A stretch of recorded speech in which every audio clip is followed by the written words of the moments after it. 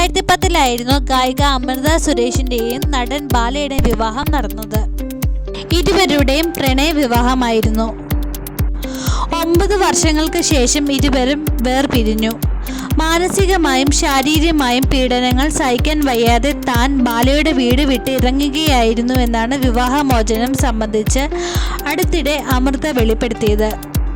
ബാലയുടെ 2ാം വിവാഹമായിരുന്നു താനുമായി നടന്നതെന്ന് ആദ്യ വിവാഹത്തെക്കുറിച്ച് കാര്യങ്ങൾ മറച്ചു വെച്ചിരുന്നുവെന്നും വിവാഹം എന്നും അമൃത വെളിപ്പെടുത്തിയിരുന്നു. വിവാഹത്തിന് ദിവസങ്ങൾക്ക് മുമ്പ് മാത്രമാണ് താൻ ഈ കാര്യം അറിഞ്ഞതെന്നും വിവാഹമോചന പരാതിയിൽ അമൃത ചൂണ്ടിക്കാണിച്ചു. ഇപ്പോഴിതാ ബാലയ്ക്കെതിരെ വീണ്ടും രംഗത്തെത്തിയിരിക്കുകയാണ് അമൃത സുരേഷ്.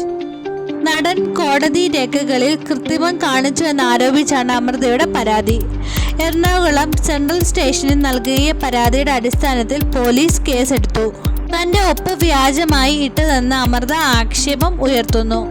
വിവാഹമോചന കരാറിന്റെ 5ാം പേജ് വ്യാജമായി ഉണ്ടാക്കിയതാണെന്നും എന്നാണ് പ്രധാന ആരോപണം. മാത്രമല്ല, മകളുടെ പേരിലുള്ള ഇൻഷുറൻസിലും തിരിമറി കാണിച്ചുവെന്ന് ഗായികയുടെ പരാതിയിൽ ആരോപിക്കുന്നു. വിവാഹമോചന ഉടമ്പടിയിൽ പറയുന്നതിന് വിപരീതമായി മകളെ അനാവശ്യമായ കേസിൽ വലിച്ചിഴക്കുന്നുവെന്നും ആക്ഷേപം തുടക്കം മുതലേ അമൃത ബാലയ്ക്കെതിരെ ഉയർത്തിയിരുന്നു. അഭിമുഖങ്ങളിലെല്ലാം താൻ മകളെ കാണുവാൻ ബാലയെ അനുവദിച്ചില്ലെന്നാണ് താരത്തിൻ്റെ വാർത്തകൾ പ്രചരിക്കുന്നത് എന്നായിരുന്നു ഗായിക ഉയർത്തിയ വിമർശനം. വിവാഹമോചന ഉടമ്പടിയിൽ ഇപ്രകാരം പലതവണ മകളെ കോടതിയിൽ കൊണ്ടുവന്നിട്ടുണ്ടെന്നും കോടതിയിൽ കാണുവാൻ ബാല വന്നിട്ടില്ലെന്നും ആയിരുന്നു അമൃത പറഞ്ഞത്.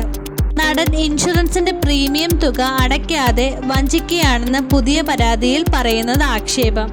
ഇൻഷുറൻസ് തുക പിൻവലിച്ചു. ബാങ്കിൽ മകൾക്കായി നിക്ഷേപിച്ച 15 ലക്ഷം രൂപ പിൻവലിച്ചു. വ്യാജരേഖയുണ്ടാക്കി ബാല കോടതിയെ തെറ്റിദ്ധരിപ്പിക്കുവാൻ ശ്രമിച്ചു എന്നാണ് അമൃതയുടെ പരാതിയിൽ പറയുന്നത്. നേരത്തെ ബാലയ്ക്കെതിരെ മകൾ അവന്തിക തന്നെ പരസ്യമായി രംഗത്തെത്തിയിരുന്നു. പിതാവ് തന്നെയും കുടുംബത്തെയും അനാവശ്യമായി വിവാദങ്ങളിലേക്ക് വലിച്ചിരിക്കുകയാണെന്നാണ് മകളുടെ പരാതിയിൽ പറയുന്നത്. കുട്ടിയുടെ തുറന്ന പറച്ചിലിന് പിന്നാലെ ബാലയ്ക്കെതിരെ അമൃത പരാതി നൽകിയിരുന്നു. സോഷ്യൽ മീഡിയയിലൂടെ അപകീർത്തിപ്പെടുത്തി, സ്ത്രീത്വത്തെ അപമാനിച്ചു തുടങ്ങിയ അമൃതയുടെ പരാതിയിൽ ബാലയെ പോലീസ് കസ്റ്റഡിയിൽ എടുത്തിരുന്നു. ബാലയുടെ മാനേജർ രാജേഷ്, സുഹൃത്ത് ആനന്ദകൃഷ്ണൻ എന്നിവരെ കേസിൽ പ്രതികളായിരുന്നു. പിന്നീട് 3 പേർക്കും കോടതിയിൽ നിന്നും ജാമ്യം ലഭിച്ചു. അതേസമയം അമൃതയുമായുള്ള വിവാഹമോചനത്തിന് ശേഷം ബാല തൃശൂർ സ്വദേശിയായ ഡോക്ടർ എലിസബത്തിനെ വിവാഹം കഴിച്ചു. എന്നാൽ ആ ബന്ധവും പിന്നീട് വേർപിരിഞ്ഞു. ഇതിന് പിന്നാലെയാണ് കോകിലയുമായിട്ടുള്ള ബാലയുടെ വിവാഹം.